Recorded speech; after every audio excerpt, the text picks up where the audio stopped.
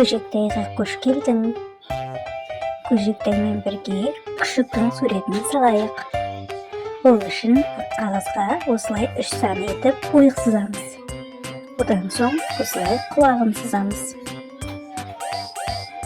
Екінші құлағын да сызып аламыз. Мойын бөлігін саламыз. Осылай ойық етіп қарғыбауын саламыз. Қарғыбауға өрнек саламыз. Қарғыбауды екінші баумен аяқтаймыз. Аяқтың ізін салып, сәндейміз. Одан соң көзі, мұрны, аузын саламыз. Одан соң денесін саламыз. Аяқтарын салып бастаймыз.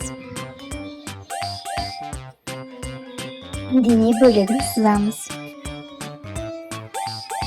Алдыңғы аяғын саламыз.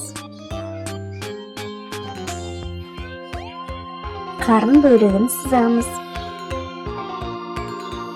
Екінші аяқтарын сызып шығамыз. Артқы аяғының екінші аяғын сызамыз. Және құйрығын сызамыз. Енді қызыл сары түспен құлағын бояймыз. Және тілін бояймыз. Және қарғыбауын бояп шығамыз. Қарғыбаудағы аяқ ізін бояймыз. Аяқ ізінің жан-жағын қара түспен бояймыз. Ал артқы аяқтарын көлеңке сұр түспен бояймыз. Мінекей біздің күшігіміз дайын болды. Жарайсыңдар достар.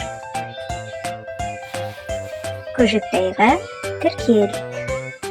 Келесі кездескенше.